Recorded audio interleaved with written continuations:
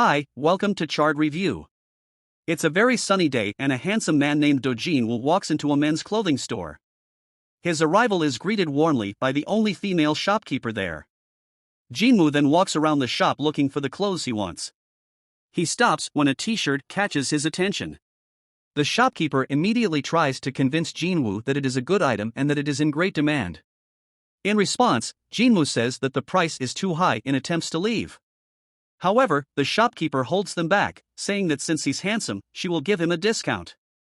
She also lets him know that it is the last piece on display. Without saying anything, Jimmy strokes the woman's hair, then tucks it behind her ear for a few seconds. He closes his eyes as if there was something he could feel. When he opens his eyes again, he smiles amusingly and says that a beautiful woman like her shouldn't lie. He tells her that she lied about having the last piece in stock. The woman is stunned, not understanding how Jinwoo could know that. Before leaving, Jinwoo asks her to be careful with her hands as she could get hurt. Later, the shopkeeper's finger gets cut by a sharp object when she is folding the clothes. Jinwoo then walks alone in the middle of a crowd. All the women who see him are immediately stunned by his handsome and charming face. He then tells us that he has a very unique ability.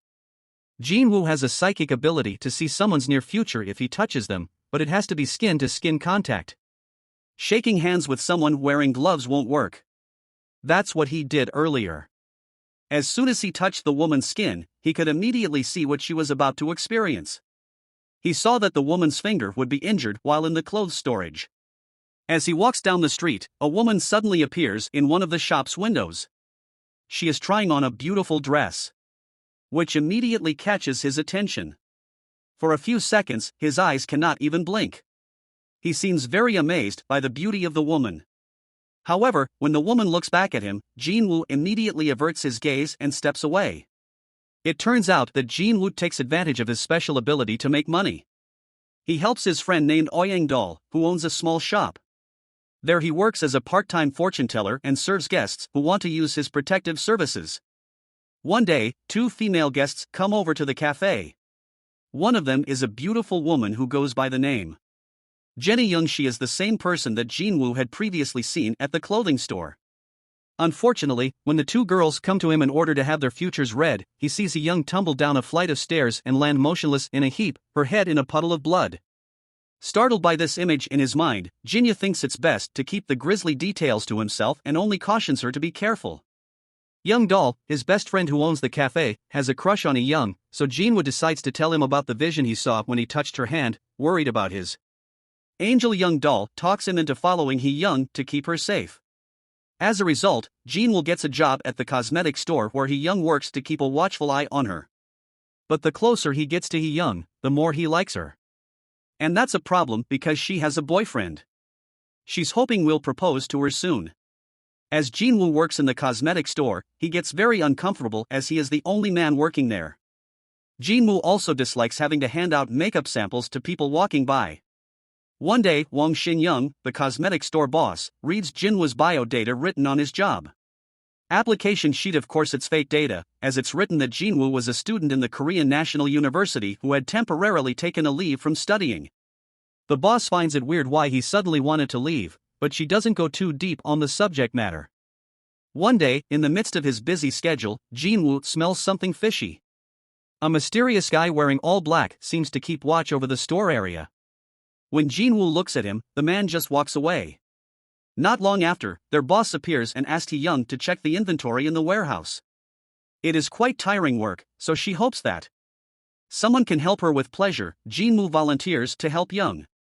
This would be the perfect time to get closer to her and see more about her future, especially how she dies and how he can help change her future. In the next scene, the two are in a quiet and cramped warehouse. Young climbs onto the shelf while Jinwoo takes notes on what she has checked. During this time, he tries his best to touch her skin so that he can see into her future, but he miserably fails. At one point he also decides to touch her leg without her noticing, but he stops when she suddenly turns around. Afterward, as it is getting late, Jinwoo walks home with a wrinkled face. Suddenly, Young appears and immediately runs towards him. As they walk, they chat and ask about each other's lives, although most of what Jinwoo says are lies. For instance, he tells her that he is pursuing business at the university. Suddenly, Young's boyfriend, clad in a black suit, arrives at the scene to pick her up. She then bids goodbye to Jin-woo before hopping inside her boyfriend's lavish car. After this, Jimmy goes to the cafe and grumbles with young Doll because it turns out that his work is very tiring. Moreover, touching a woman's skin is not as easy as imagined. The next day at the store, Jen, whose boss Wong, calls him and asks if he's free that night. Apparently, she wants to throw a welcome party for him. Jin-woo, who is only going to work there temporarily, feels bad and says that he doesn't need any special treatment. But boss Wong keeps on persuading him to come to the welcoming party that night. In the end, Jin-woo gives in and goes to the welcoming party. It turns out to be a karaoke party, and all the employees from the cosmetic shop are busy singing and enjoying themselves. After a while, boss Wong gets off the stage and walks over to Jin-woo. She persuades him to sing along. After all, this party is for Jin-woo, but our hero just keeps quiet. Jin-woo only smiles a little and instead suggests they go home as it's starting to get late. After hours of boredom, he finally decides to get some fresh air. Feeling the same way, Hee-young also goes along with him. They walk side by side and talk about their dislike for alcohol and parties. Suddenly, Hee-young stops in her tracks and she screams in amazement. Apparently, she is attracted by a beautiful swing in the park. With enthusiasm, she immediately sits down on the swing and plays with much joy. Jin-woo also joins her and the two sway in the same swing, holding onto the rope. Both of them start getting closer to each other, but Hee-young suddenly finds herself in an awkward situation. Therefore, she climbs off the swing and heads home. After exchanging goodbyes with each other the next day, Jin-woo keeps on imagining Hee-young's cheerful face while riding the swing. Later, he sees her struggling with her tired and aching feet. Therefore, he takes her to the woman's store, chooses a pair of sneakers and tells her to try them on. The shoes fit perfectly, therefore without hesitation, Jin-woo immediately buys them for Hee-young. He suggests she wears sneakers instead of heels. Hee-young wants to pay with her own money, but Jin-woo refuses and says that this is a gift for her. After work, he gets on the same bus as Hee-young. He then sits right next to her. Hee-young is surprised as she didn't expect Jin-woo to take the same route as her because she never met him on the bus. After chatting for a while, our heroine falls asleep on Jimmy's shoulders. While he subconsciously touches her, he feels something strange. In seconds, he once again sees a vision of Hee-young dying. This time, however, there is new information. He sees someone approaching Hee-young who is already lying in the pool of blood. He later shares this information with young Doll, telling him that someone wants to hurt Hee-young. But Jin-woo is confused. He doesn't know exactly where the location of the accident will occur. Because of this, young Doll asks him to keep an eye on Hee-young until she returns to her home after work the following day at work. Boswell comes over to Jin-woo and asks for his help in fixing her broken laptop. When Jin-woo goes through it, it turns out that it was just an ordinary virus attack. However, he has an idea to do something about it. While working inside her office, Jin-woo starts looking through the documents stored on the table. Apparently, he wants to find Tae-young's home address. It doesn't take long to get it, so he immediately writes it down on a piece of paper. In the meantime, Hee-young is enjoying her date with her boyfriend on the banks of the Han River, where the atmosphere is very romantic. Just when Jin-woo busy looking for the location of Hyung's house, she and her boyfriend happen to arrive there in the car. Afraid of being found out, Jin-woo hides behind a wall.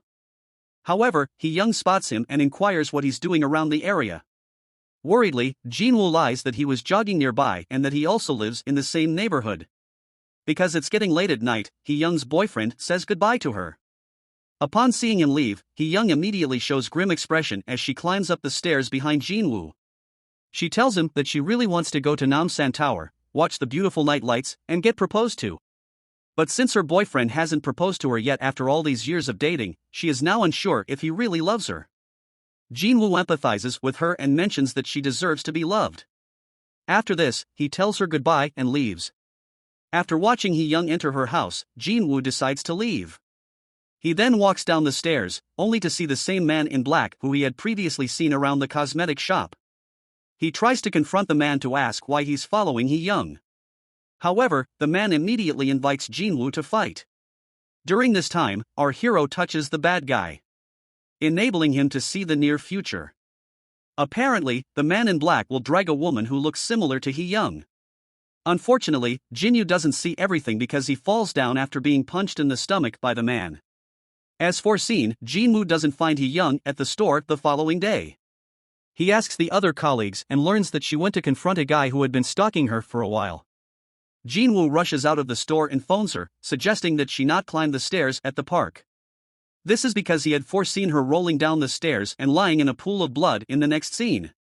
Hee-young is approached by the same mysterious guy in black, but before he can do anything bad to her, our hero jumps in to save the day. They exchange fists and the man strikes exactly the same spot as before, causing Jinwoo to whimper in pain until he lies limp. Suddenly, police sirens are heard in the distance, prompting the man to run away. At this moment, Hee-young's boyfriend appears at the scene and goes after the bad guy. In the meantime, Hee-young starts sobbing as she was worried that something bad could have happened to Jinwoo. Cut to the next day, Boss Won is organizing a sign-up event for a beautiful model named Jessica, as she wants to advertise her products. However, during the main event time, Jessica disappears after having fought with her manager Bobby, who had scheduled the event against her will. Not wanting anything bad to happen to her, Jinwoo confronts Bobby and touches his hand. This is when our hero sees where Jessica might be. The two then go to the place he had seen in the vision, and sure enough, we see Jessica walking alone in the middle of a crowd as a foreigner. Of course, she is bewildered by where she is now, so she immediately hugs Bobby after seeing him. Jimmy tells them that they should return because the show might have started. Thankfully, the event goes smoothly as planned. Later, Jessica shakes hands with all the employees from the cosmetic shop. She apologizes to Boss Won for the incident earlier and to Jinwoo. She is grateful because he was the one who found her. The next day, Hee-young hears the news that Jinwoo will soon quit his job. She then goes looking for him in Botswana's room, but sadly he's not there. She runs outside, but she still doesn't find him that day at work. Hee-young remains inattentive and silent. As she deeply misses Jinwoo in the meantime, our hero is reminiscing about the days he spent with her. Coincidentally, one day our pair bumps into each other at Namsan Tower, which is Hee-young's favorite place. They catch up on life and Jinwoo continues to lie about him, studying business. He then tells her that they should pretend to be a couple since they are in such a romantic place. Hee-young awkwardly agrees on the condition that they will be doing this for only a day. The pair then spends the day playing games, eating together, and even watching the beautiful lights at the tower. Jinwoo is captivated by her beauty, so he deliberately kisses her on the lips. Hee-young steps back and tells him that it's time to go home. Before parting ways, Jinwoo touches her face and once again sees a vision. Much to his surprise, he sees the same vision where she rolls down the stairs and lies in a pool of blood, dead. Understandably, he is freaked out. The next day he tells the mysterious guy from before, only to find out that he has some connection with Hee-young's boyfriend. Another day, the mysterious guy is seen getting a suspicious parcel and as he crosses the road, a vehicle suddenly runs him over, killing him on the spot. Convinced that it has something to do with her young boyfriend, Kim Jinwoo starts following him. Our hero then sees him going on a date with another woman who is an insurance agent. Later, he confronts the woman about her connection with her young boyfriend. She tells him that they only have a business relationship as Hee-young's boyfriend is her big client. Next, the insurance woman talks about Jimmy's surprise visit to Hee-young's boyfriend, Kim. Enraged, the latter confronts our hero, lashing out at him for tailing. Behind his back in return, Jinwoo intimidates him by saying that he likes Hee-young and he won't back down until he can keep her safe. Hearing this, Kim unleashes a blow on him, and during this time, our hero manages to see a vision. In this vision, Hee-young's boyfriend is cheating on her with the same insurance woman from the earlier. Having learned this, war hero just waits for the right time to destroy Kim. Jinwoo then takes help from Young Doll for an investigation of both Kim and the insurance woman. They learned that the woman was behind the mysterious man's death. It turns out they were initially partners involved in insurance fraud, but when they eventually had a fallout, she killed him by running over him in the street. Additionally, Hee-young had always been complaining that her boyfriend hadn't proposed to her, so they theorized that perhaps she had taken out an insurance plan and kept her boyfriend as the beneficiary. Now that came in. The insurance woman are seen in the picture. Together they might be planning to kill her young so that they can claim the amount after her death. What's more is that it was Kim who had hired the mysterious man to go after Hee-young to confirm that the young's boyfriend is her beneficiary. Jinwoo and Young Doll talk about this with their colleague. She mentions that Hee-young did buy life insurance and put her boyfriend as the beneficiary as she didn't have any family. Realizing that Kim could have plans to kill Hee-young any time now, they rushed to find her. Unfortunately, she is nowhere to be seen. Jinwoo then thinks back to his vision and remembers that the murder will take place in front of Nansen Tower. As a result, he hurriedly hops inside a cab. In the meantime, Kim is putting on a show for her, pretending to be the best boyfriend in the world. In a flashback, we see what he and the insurance woman had planned. According to their plan, Kim will propose to Hee-young, and when she accepts it, his beneficiary will become valid by engagement. He will then get her excessively drunk, push her down the stairs and make it look like an accident. By the time she is dead, they will claim the insurance money worth 1 billion. Back in the present, Kim manages to get her young drunk and takes her to Namsan Tower, but since she is confused about her feelings, she doesn't accept his proposal. This clearly brings out the evil. Kim then starts telling the truth that he never loved her and he is only doing this to claim the insurance money. Hearing all this, Hee-young is frightened to death. Thankfully, Jinwoo arrives just in time to punch the guy in the face. However, the evil boyfriend pushes Hee-young, so Jinwoo steps in to save her. During this process, he is the one who gets rolled down the stairs, his head covered in blood. Witnessing the horrific sight, Hee-young rushes to him and starts crying for help. Thankfully and surprisingly, our hero doesn't have any serious injuries but is admitted to the hospital. For a couple of weeks Hee-young visits him every day and it is evident that they are in love with each other after all they went through together. The series ends with our lovely couple exchanging a kiss, while it is also revealed that Kim and his partner in crime, the insurance woman, were caught and sent to jail for fraud. So what did you think of this movie? Leave it in the comments below, and if you like the video, please like and subscribe for more movie review. Thank you for watching.